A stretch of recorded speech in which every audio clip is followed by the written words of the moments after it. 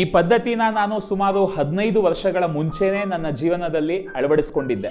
ನನ್ನ ತಂದೆ ನನ್ನ ತಾಯಿನ ಮದುವೆ ಆಗಬೇಕು ಅಂತ ಆ ಕಾಲದಲ್ಲೇ ಈ ಪದ್ಧತಿನ ಬಳಸಿ ನಿರ್ಧಾರ ಮಾಡಿದ್ವಂತೆ. ಕೊನೆಗೆ ನಮಗೆ ರಾಷ್ಟ್ರೀಯ ಮಟ್ಟದ ಪ್ರಶಸ್ತಿ ಬಂದಿದ್ದು ಆ ರೈಲ್ವೆ ಸ್ಟೇಷನ್ ಆಡ್ಗೆ ಗೆಳೆಯರೆ.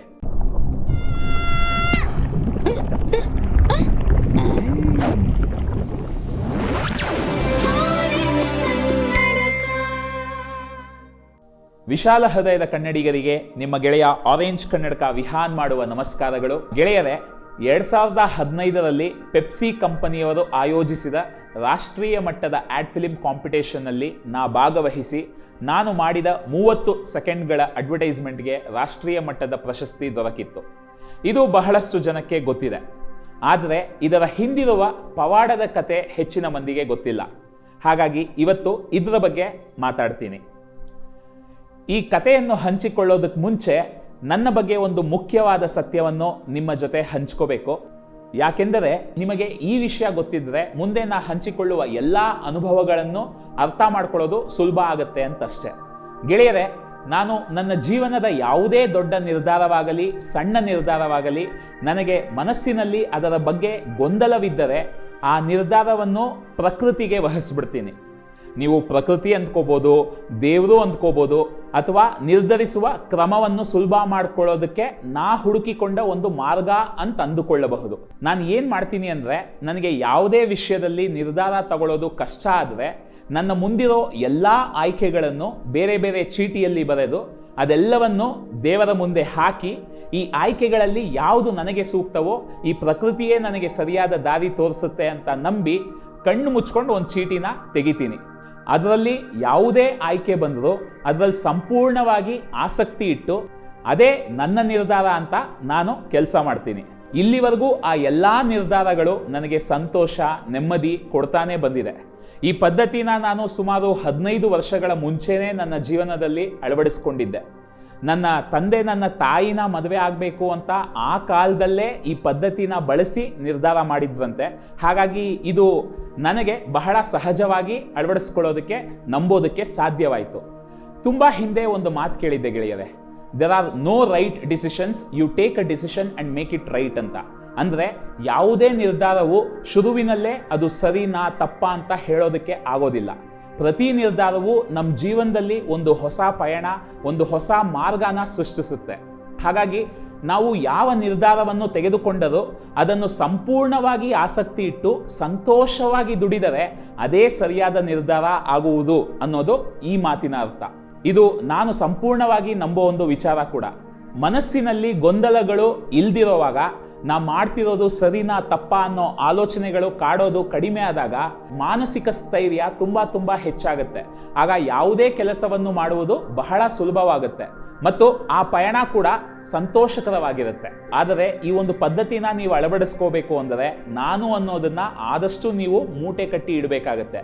ಇದು ಎಲ್ಲರಿಗೂ ಒಂದೇ ಸರ್ತಿ ಮಾಡೋದಕ್ಕೆ ಸಾಧ್ಯವಾಗದಿರಬಹುದು, ಆದರೆ ಸುಮ್ಮನೆ ಒಮ್ಮೆ ಪ್ರಯತ್ನ ಪಟ್ಟು ನೋಡಿ, ನಿಮಗೆ ಈ ಮಾರ್ಗ ಸೂಕ್ತವಾಗಿದೆಯಾ ಇಲ್ವಾ ಅಂತ ನಿಮಗೆ ಗೊತ್ತಾಗುತ್ತೆ. ನನ್ನ ವಿಷಯದಲ್ಲಿ ಹೇಳೋದಾದ್ರೆ ಜೀವನ ತುಂಬ ಸುಲಭ ಆಗ್ಬಿಡುತ್ತೆ ಗೆಳೆಯರೆ. ನನ್ನ ಜೀವನದಲ್ಲಿ ಬಹುತೇಕ ದೊಡ್ಡದಾಗಿರಬಹುದು ಸಣ್ಣದಾಗಿರಬಹುದು ನಿರ್ಧಾರಗಳು ಅಂತ ಬಂದಾಗ ಮನಸ್ಸಿನಲ್ಲಿ ಗೊಂದಲ ಇದ್ದರೆ ತಕ್ಷಣ ಈ ಪದ್ಧತಿನ ಬಳಸಿ ನಿರ್ಧಾರ ತಗೊಂಡ್ಬಿಡ್ತೀನಿ ಮತ್ತು ಒಮ್ಮೆ ನಿರ್ಧರಿಸಿದ ಮೇಲೆ ಅದನ್ನು ಯಾವುದೇ ಕಾರಣಕ್ಕೂ ಬದಲಾಯಿಸೋದಿಲ್ಲ. ಇದ್ರ ಬಗ್ಗೆ ತುಂಬ ಮಾತಾಡ್ತಿರ್ಬೋದು, ಆದರೆ ಇವತ್ತಿನ ಕತೆಗೆ ಹೋಗ್ಬಿಡೋಣ. ನಾನು 2015ರಲ್ಲಿ ಪೆಪ್ಸಿಗೆ ಅಡ್ವರ್ಟೈಸ್ಮೆಂಟ್ ಮಾಡಬೇಕು ಅಂತ ನಿರ್ಧಾರ ಮಾಡಿದಾಗ ನನ್ನ ತಲೆಯಲ್ಲಿ 2 ಕಾನ್ಸೆಪ್ಟ್ಗಳು ಹೊಳೆದ್ವು. ಎರಡನ್ನೂ ಮಾಡಬೇಕಾ ಇಲ್ಲ ಇದೆರಡರಲ್ಲಿ ಒಂದನ್ನು ಆಯ್ಕೆ ಮಾಡಬೇಕಾ ಅನ್ನೋ ಗೊಂದಲ ಶುರುವಾಯಿತು. ನಾನು ಎಂದಿನಂತೆ ಪ್ರಕೃತಿನ ಕೇಳಿ ಎರಡೂ ಮಾಡೋದು ಅಂತ ನಿರ್ಧಾರ ಮಾಡಿಬಿಟ್ಟೆ. ಅದಕ್ಕೆ ಲೊಕೇಶನ್ನು ಲಾಜಿಸ್ಟಿಕ್ಸು ಹೊಂಚೋದಕ್ಕೆ ಶುರು ಮಾಡಿದ್ವಿ.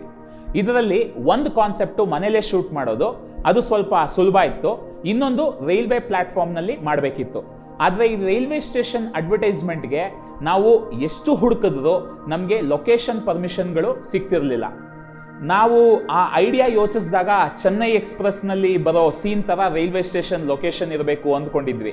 ಆದರೆ ಆಮೇಲೆ ಅದರಲ್ಲಿ ಎಷ್ಟು ಕಿರಿಕಿರಿ ಇದೆ ಅಂತ ಅರ್ಥ ಆಯಿತು. ಇದ್ರ ಮಧ್ಯೆ ನನ್ನ ಮಾವನ ಮಗ ಇದೇ ಥರ ಒಂದು ಕಾನ್ಸೆಪ್ಟ್ ಈಗಾಗಲೇ ಬಂದಿದೆ ಅಂತ ಬೇರೆ ಹೇಳ್ಬಿಟ್ಟ. ನಾವು ಹೋಗಿ ಯೂಟ್ಯೂಬ್ನಲ್ಲಿ ನೋಡಿದಾಗ ಸ್ವಲ್ಪ ಅದೇ ರೀತಿಯಾದ ಒಂದು ಆಲೋಚನೆ ಆಗಲೇ ಆ ಅಡ್ವರ್ಟೈಸ್ಮೆಂಟ್ನಲ್ಲಿ ಬಳಸಿದ್ರು. ಈಗ ಮತ್ತೆ ನನಗೆ ಗೊಂದಲ ಶುರುವಾಯಿತು. ಸರಿ, ಮತ್ತೆ ಈ ಹೊಸ ವಿಷಯಗಳನ್ನು ಪ್ರಕೃತಿ ಮುಂದೆ ಮಂಡಿಸಿ ಮತ್ತೆ ಕೇಳಿದೆ, ರೈಲ್ವೆ ಸ್ಟೇಷನ್ ಐಡಿಯಾ ಮಾಡಬೇಕಾ ಅಥವಾ ಬಿಟ್ಬಿಡೋಣವಾ ಅಂತ. ಯಾಕಂದ್ರೆ ಪರಿಸ್ಥಿತಿ ಬದಲಾಗಿತ್ತು, ಹೊಸ ವಿಷಯಗಳು ಹೊರಗೆ ಬಂದಿತ್ತಲ್ವಾ. ಆದ್ದರಿಂದ ಆಗ್ಲೂ ಆ ದೇವರು ಮಾಡು ಅಂತಾನೆ ಅಂದ. ಹಾಗಾಗಿ ನಾನು ಫಿಕ್ಸ್ ಆಗ್ಬಿಟ್ಟೆ ಮಾಡಬೇಕು ಅಂತ. ಆದರೆ ಆಗ ನನ್ನ ಜೊತೆ ಇದ್ದ ಸಿನಿಮಾಟೋಗ್ರಫರ್ಗೆ ಇದು ಒಪ್ಕೊಳ್ಳೋದಕ್ಕಾಗಲಿಲ್ಲ. ಯಾಕಂದರೆ ಸರಿಯಾದ ಲೊಕೇಶನ್ ಸಿಗ್ತಿಲ್ಲ, ಮತ್ತು ಐಡಿಯಾನೂ ಸಂಪೂರ್ಣವಾಗಿ ಹೊಸದಲ್ಲ, ಮತ್ತು ಯಾಕೆ ಅದು ಮಾಡಬೇಕು, ಒಂದನ್ನೇ ಸರಿಯಾಗಿ ಮಾಡೋಣ ಅಂತ ಅವರು, ಇಲ್ಲ ಎರಡನ್ನೂ ಮಾಡೋಣ ಅಂತ ನಾನು. ನಾವು ಫಸ್ಟ್ ಅಡ್ವರ್ಟೈಸ್ಮೆಂಟ್ನ ಮನೇಲೇ ಶೂಟ್ ಮಾಡಬೇಕಿತ್ತು, ಅದನ್ನು ರಾತ್ರಿ ಮಾಡೋದು, ಮಾರನೇ ದಿನ ಬೆಳಗ್ಗೆ ರೈಲ್ವೆ ಸ್ಟೇಷನ್ ಅಡ್ವರ್ಟೈಸ್ಮೆಂಟ್ನ ಶೂಟ್ ಮಾಡೋದು ಅಂತ ನಿರ್ಧಾರ ಆಗಿತ್ತು. ನಾವು ಅಂದ್ಕೊಂಡಂಗೆ ಲೊಕೇಶನ್ ಸಿಗದಿದ್ರು ಊರಾಚೆ ಒಂದು ರೈಲ್ವೆ ಪ್ಲಾಟ್ಫಾರ್ಮ್ನಲ್ಲಿ ಗೊರಿಲ್ಲಾ ಸ್ಟೈಲ್ನಲ್ಲಿ ಶೂಟ್ ಮಾಡೋದಕ್ಕೆ ಅಲ್ಲಿನ TC ಪರ್ಮಿಷನ್ ಕೊಟ್ಟಿದ್ರು. ಆದರೆ ನಮ್ಮ ಸಿನಿಮಾಟೋಗ್ರಫರ್ ನನಗೆ ಅವ್ರು ತುಂಬ ಇಷ್ಟ, ಒಲವು ಅವರು ಅಂದರೆ. ಆದರೆ ಅವತ್ತು ಶೂಟ್ ಹತ್ರ ಬಂದಾಗ ಅವರು ತುಂಬ ಹುಷಾರಾಗಿ, ರಾತ್ರಿ ನಾನು ಶೂಟ್ ಮಾಡ್ತೀನಿ, ಆದರೆ ಮಾರನೇ ದಿನ ಬೆಳಗ್ಗೆ ಸ್ವಲ್ಪ ಕೆಲಸ ಬಂದಿದೆ, ಹಾಗಾಗಿ ಇನ್ಯಾರಾದರೂ ಸಿನಿಮಾಟೋಗ್ರಫರ್ ಹುಡುಕೊಳ್ಳಿ ಅಂತ ಹೇಳಿ ಕೊನೆ ಗಳಿಗೆನಲ್ಲಿ ಕೈ ಕೊಟ್ಟರು. ನನಗೆ ಆಗ ಸ್ವಲ್ಪ ಬೇಜಾರಾಗಿದ್ದೇನೋ ನಿಜಾನೇ, ಏನಪ್ಪ ಹೀಗೆ ಮಾಡಿಬಿಟ್ರು ಅನ್ನಿಸ್ತು. ಆದರೆ ನಿರ್ಧಾರ ಮಾಡಾಗಿತ್ತಲ್ಲ, ಹಾಗಾಗಿ ಯಾವುದ್ರ ಬಗ್ಗೆನೂ ತಲೆ ಕೆಡಿಸ್ಕೊಳ್ದೆ ಅದುವರೆಗೂ ಬರೀ ಫೋಟೋಗ್ರಫಿ ಮಾಡ್ತಿದ್ದ ಒಬ್ಬ ಹೊಸ ಹುಡುಗನ್ನ ಕರ್ಕೊಂಡು ಬಂದು ಅವನಿಗೆ ನೀನು ಸಿನಿಮಾಟೋಗ್ರಫಿ ಮಾಡು, ನಾನು ನಿನಗೆ ಗೈಡ್ ಮಾಡ್ತೀನಿ ಅಂತ ಹೇಳಿ ರೈಲ್ವೆ ಸ್ಟೇಷನ್ ಆ್ಯಡನ್ನು ಅಂದ್ಕೊಂಡ ಸಮಯದಲ್ಲೇ ಶೂಟ್ ಮಾಡಿದ್ವಿ. ಒಂದನ್ನು ನಮ್ಮ ಆ್ಯಕ್ಚುಯಲ್ ಸಿನಿಮಾಟೋಗ್ರಫರ್ ಶೂಟ್ ಮಾಡಿದ್ರು, ಈ ರೈಲ್ವೆ ಸ್ಟೇಷನ್ ಆ್ಯಡ್ನ ಈ ಹೊಸ ಹುಡುಗ ಶೂಟ್ ಮಾಡ್ದ. ಕೊನೆಗೆ ನಮಗೆ ರಾಷ್ಟ್ರೀಯ ಮಟ್ಟದ ಪ್ರಶಸ್ತಿ ಬಂದಿದ್ದು ಆ ರೈಲ್ವೆ ಸ್ಟೇಷನ್ ಆ್ಯಡ್ಗೆ ಗೆಳೆಯರೆ. ಆಮೇಲೆ ನಮ್ಮ ಸಿನಿಮಾಟೋಗ್ರಫರ್ ನನ್ನ ಕೇಳಿದ್ರು, ಹೇಗೆ ನೀವು ಹಠ ಮಾಡಿ ಆ್ಯಡ್ನ ಮಾಡಿದ್ವಿ, ಹೆಂಗೆ ಗೊತ್ತಿತ್ತು ನಿಮಗೆ ಇದಕ್ಕೆ ಅವಾರ್ಡ್ ಬರುತ್ತೆ ಅಂತ. ಆದರೆ ನನಗೆ ಗೊತ್ತಿದ್ದೆಲ್ಲ, ನನಗೆ ಪ್ರಕೃತಿ ಒಂದು ದಾರಿ ತೋರಿಸಿದೆ, ಅದನ್ನು ಸಂಪೂರ್ಣವಾಗಿ ಆಸಕ್ತಿ ಇಟ್ಟು ಏನೇ ಸಮಸ್ಯೆಗಳು ಬಂದರೂ ಅದನ್ನೆಲ್ಲ ಎದುರಿಸ್ಕೊಂಡು ಆ ಆಯ್ಕೆನ ನಾನು ಮಾಡಿ ಮುಗಿಸ್ಬೇಕು ಅನ್ನೋದಷ್ಟೇ. ಇಲ್ಲಿ ನಾನು ಏನು ಹೇಳಕ್ಕೆ ಇಷ್ಟಪಡ್ತೀನಿ ಅಂದರೆ, ಪ್ರತಿ ಸರ್ತಿ ನಿಮಗೆ ಈ ರೀತಿ ಆಯ್ಕೆ ಮಾಡಿಕೊಂಡ್ರೆ ಅವಾರ್ಡ್ ಬರುತ್ತೆ ಅಂತಲ್ಲ. ಇನ್ನೂ ಹೇಳಬೇಕು ಅಂದರೆ ಈ ರೀತಿ ನಿರ್ಧಾರ ಮಾಡಿಬಿಡೋದು ಸುಲಭ, ಆದರೆ ಅದನ್ನು ಕೊನೆ ತನಕ ನಂಬಿಕೆ ಇಟ್ಟು ಏನೇ ಅಡಚಣೆಗಳು ಬಂದರೂ ಮನಸ್ಸೋಲ್ದೆ ಮಾಡಿ ಮುಗಿಸೋದು ಇದೆಯಲ್ಲ, ಅದಕ್ಕೆ ನಿಜವಾಗ್ಲೂ ಮಾನಸಿಕ ಸ್ಥೈರ್ಯ, ನಂಬಿಕೆ ತುಂಬ ಬೇಕು. ನಾನು ಎಷ್ಟೋ ಸರ್ತಿ ಕೆಲವು ದೊಡ್ಡ ದೊಡ್ಡ ಪ್ರೊಡ್ಯೂಸರ್ಗಳನ್ನೂ ನನಗೆ ಮನಸ್ಸಿನಲ್ಲಿ ಈ ರೀತಿ ಗೊಂದಲವಾದಾಗ ಪ್ರಕೃತಿನ ಕೇಳಿ ಅವ್ರಿಗೆ ಇಲ್ಲ ಅಂತ ಹೇಳಿದ್ದೀನಿ. ಕೆಲವೊಮ್ಮೆ ಕೆಲವು ವಿಷಯಗಳು ಮಾಡೋದು ತುಂಬ ಕಷ್ಟ ಅಂತ ಮನಸ್ಸಿನಲ್ಲಿ ಭಯ ಇದ್ದರೂ ಆ ಪ್ರಕೃತಿ ಮಾಡು ಅಂದಾಗ ಮನಸ್ಸನ್ನು ಗಟ್ಟಿ ಮಾಡಿಕೊಂಡು ಆ ಕೆಲಸನ ಮಾಡಿ ಅದರಿಂದ ಯಶಸ್ಸನ್ನು ಸಾಧಿಸಿದ್ದೀನಿ. ಮುಖ್ಯವಾಗಿ ನನ್ನ ಭಯನ ನಾನು ಗೆದ್ದಿದ್ದೀನಿ.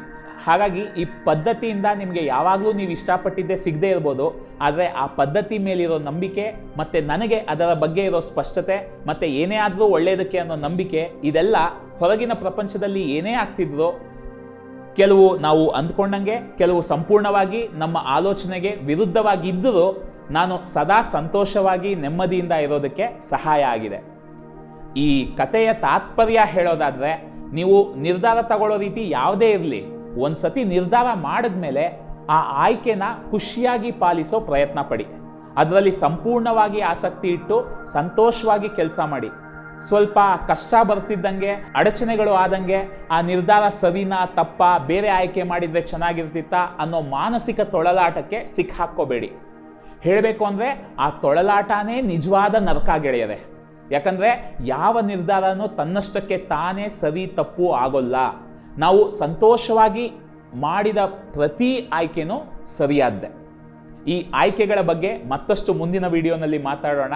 ಈ ವಿಡಿಯೋನಲ್ಲಿ ಇಷ್ಟು ಸಾಕು ಅಂದ್ಕೋತೀನಿ. ದಯವಿಟ್ಟು ಎಲ್ಲರೂ ಈ ಸರಣಿಯಲ್ಲಿ ಬರುವ ಎಲ್ಲ ವಿಡಿಯೋಗಳನ್ನು ತಪ್ಪದೆ ಸಂಪೂರ್ಣವಾಗಿ ವೀಕ್ಷಿಸಿ, ಹಾಗೂ ನಿಮ್ಮ ಎಲ್ಲ ಗೆಳೆಯರು ಬಂಧು ಮಿತ್ರರಿಗೂ ಶೇರ್ ಮಾಡಿ. ಫಿಲ್ಮ್ ಮೇಕಿಂಗ್ ಮತ್ತು ಸಕಾರಾತ್ಮಕ ವಿಚಾರಗಳ ಬಗ್ಗೆ ಕನ್ನಡದಲ್ಲೇ ತಿಳಿಯಲು ಕಲಿಯಲು ನಮ್ಮ ಯೂಟ್ಯೂಬ್ ಚಾನೆಲ್ಗೆ ಹಿಂದೆ ಸಬ್ಸ್ಕ್ರೈಬ್ ಆಗಿ, ಬೆಲ್ ಐಕಾನ್ ಒತ್ತೋದನ್ನು ಮರಿಬೇಡಿ.